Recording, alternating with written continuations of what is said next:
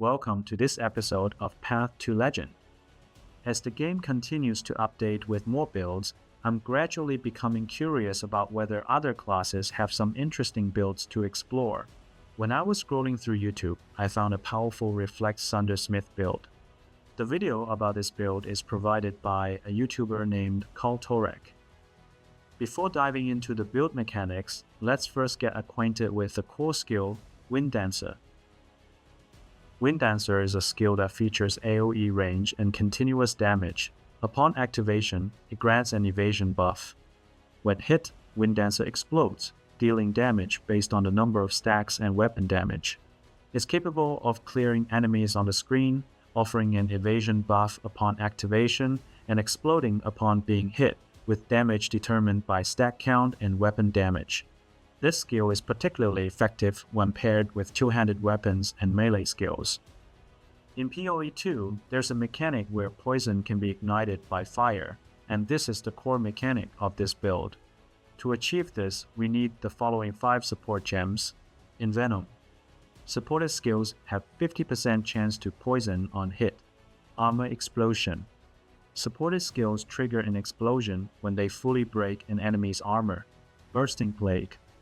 Poison from supported skills also adds 100% of damage per second to enemy as plague, up to a maximum of 20% of enemy's maximum life. Corrosion. Poison applied by supported skills also breaks armor equal to 80% of poison damage. Lacerate. Supported skills have 50% chance to inflict bleeding. With these support gems, Wind Dancer will trigger when we are hit, allowing Envenom and Corrosion to apply poison and armor shattering. Once the armor is shattered, Armor Explosion will trigger an explosion, and Bursting Plague will expand the poison's area of effect. Finally, Lacerate can trigger Herald of Blood, causing monsters to explode.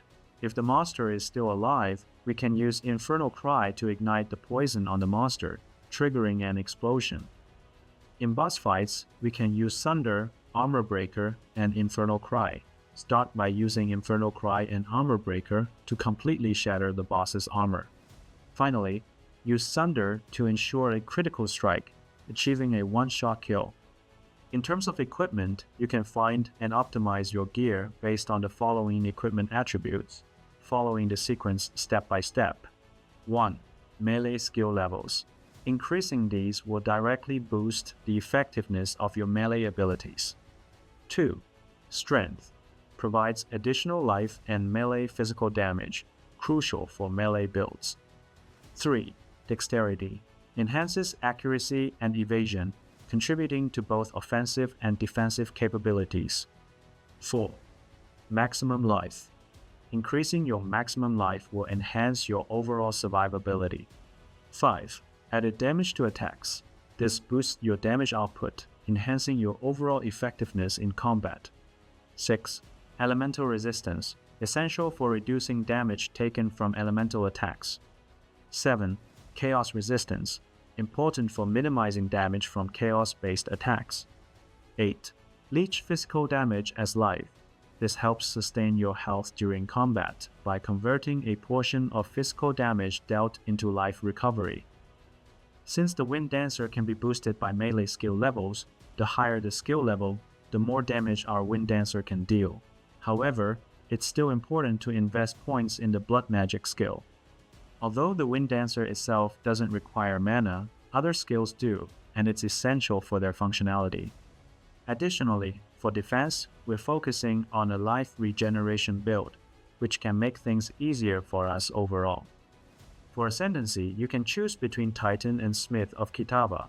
In the Titan Ascendancy, the hulking form provides a 50% increase to our minor nodes, boosting our damage significantly. Meanwhile, Smith of Kitava is one of the tankiest ascendancies in the current version, enhancing our build's survivability greatly. Next, we will move on to our evaluation segment, where we will rate the Smith of Kitava, known for its exceptional generative capabilities. Strength. The leading user of this build on PoE 2 Ninja is Jufor. We have compiled all the data from PoE 2 Ninja, and due to the unique nature of this build, the exact DPS isn't visible on Ninja.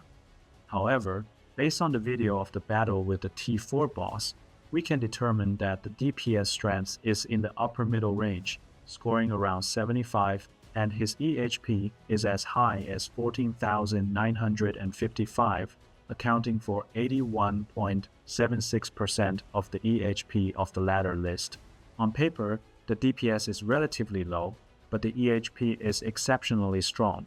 By averaging the two, the overall strength score comes out to be approximately 78. In our statistics, his cost is 32.7D, accounting for 11.45% of the cost percentile of the ladder list, which is higher than the cost of most builds. In terms of cost, it can only score 11 points. Uniqueness. 8% of people play Smith of Kitava in Ninja's ladder stats, while Wind Dancers make up only 5% of people playing Smith of Kitava. For each item J belonging to a given BDN, suppose the BD has NN items. Index these items by J belongs to N. The uniqueness score for BDN is, where RJ refers to the number of players who play this character using this item base, for example, Ancient Myths, among all the item bases in this item category, for example, gloves, measuring how common the item base of J is among players of this character. RJ refers to the number of players using this item base among all the item bases in this item category, measuring how common the item base of J is overall. On Ninja, Smith of Kitava has a usage rate of 8%, ranking as the 6th most used class. Meanwhile, Wind Dancer has a usage rate of 5%. However, the high similarity in equipment usage significantly impacts its uniqueness, resulting in a uniqueness percentile of 43.82% and a score of 43. Based on this evaluation, only 5% of players use the Wind Dancer skill within the Smith of Kitava class, which is quite a small percentage. However, due to the equipment, its uniqueness is not as pronounced. Therefore, we will update it in the future to enhance the uniqueness of both the class and the skill. Practicality. The practicality score is the only somewhat subjective, manually determined rating. This build boasts excellent map clearing efficiency and performs well in boss battles. It's easy to learn and delivers powerful results, making it highly suitable for players. I would give it a practicality rating of 90. Final score. We combine the ratings for cost, strength, uniqueness, and practicality to calculate the final average score. The total value for money score is 59 points. The score is relatively low, mainly due to the high cost. If you can afford over 30D, the build's efficiency is actually quite high. Meanwhile, if new players don't have 30D immediately, they can use related leveling options to gradually transition. That's all for this episode of our Path of Legends series. Do you think the latest build analysis method was helpful? Feel free to leave your thoughts in the comment section. If you want to see more build recommendations, remember to follow and like our content. See you next time.